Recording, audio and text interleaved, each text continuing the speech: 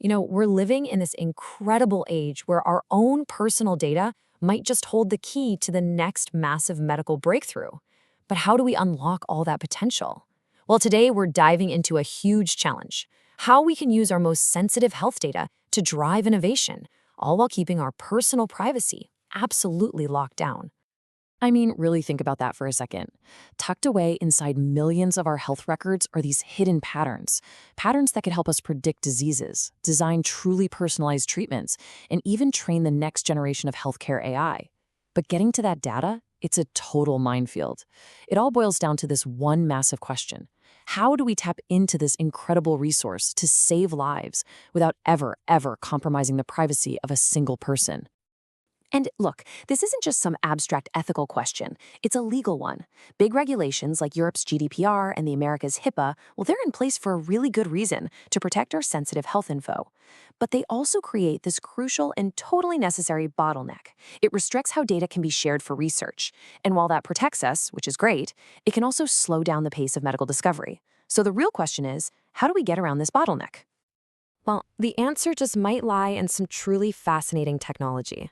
So let's meet the potential hero of our story: synthetic data. The best way to think about it is as the perfect imposter, a set of data that can stand in for the real thing without any of the risks.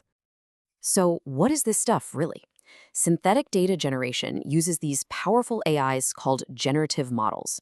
Okay, imagine an artist who studies thousands of real portraits. They learn everything: eye color distribution, face shapes, you name it. Then they paint a completely new face that looks totally realistic, but it's not a portrait of any single real person. That's what these models do with data.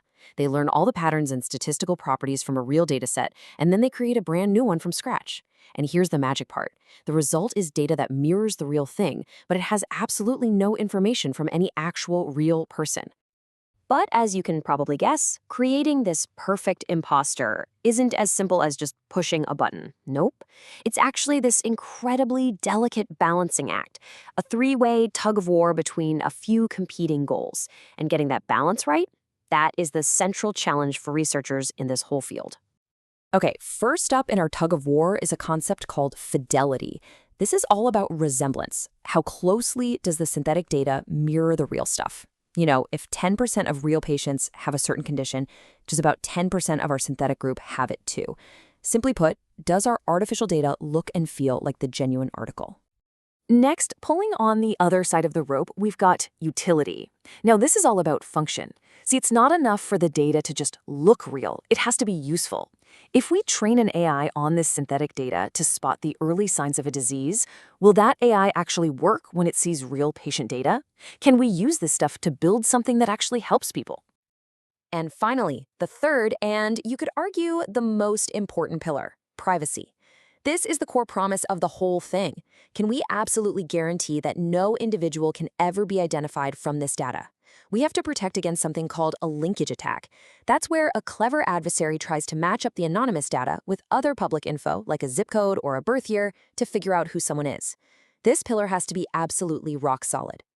Right, so here's the crucial point. These three pillars are always in tension with each other. If you crank up the fidelity and utility to make the data a perfect mirror of the original, you might accidentally leak some private information. But if you crank up the privacy protections to the max, you might distort the data so much that it's no longer useful for science. It is a classic tug of war.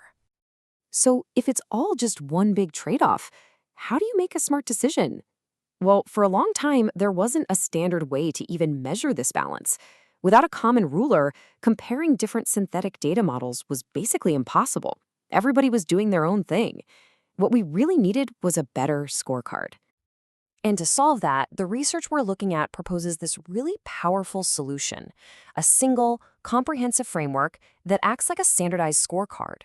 For the first time, this gives us a consistent way to measure any synthetic data set across those three pillars we just talked about: its fidelity, its utility, and its privacy. Finally, we can compare apples to apples. So, armed with this new scorecard, the researchers put it straight to the test. They took 5 different state-of-the-art models for generating synthetic data, and they tested each one twice: once just by itself, and a second time with an extra privacy booster mixed in. Now, That booster is an incredibly powerful concept called differential privacy, or DP for short. The easiest way to think about it is as a mathematically precise way of adding noise or randomness into the data generation process. This noise acts like a privacy fog. It makes it practically impossible for anyone to look at the final dataset and figure out whether your specific data was part of the original batch or not. It's one of the strongest privacy guarantees we have today. And this is where that central finding of the study becomes so clear.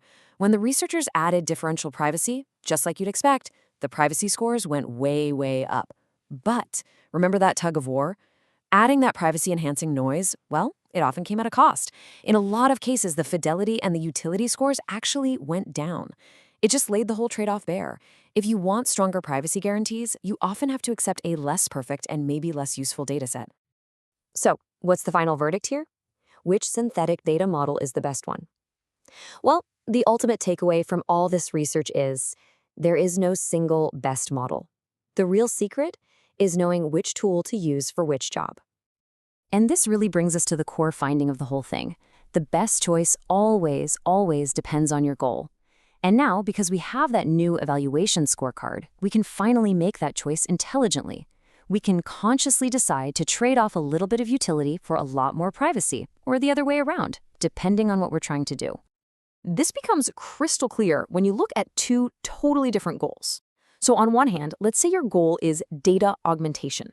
You're working inside a secure hospital network and you just want to expand your data set to train a better AI. In this case, your number one priority is high utility.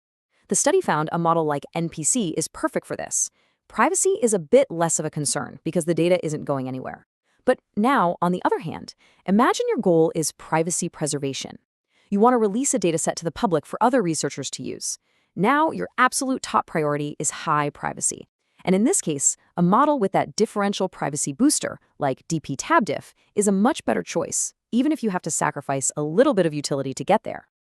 And all of this leaves us with a really critical question for the future. As these AI models get more and more powerful, they're going to be able to extract more useful information from even less than perfect data. And that's going to make the line between useful data and private data even finer than it already is. The technology is giving us the tools to make the choice, but ultimately it's going to be up to us as a society to decide which one matters more in any given situation.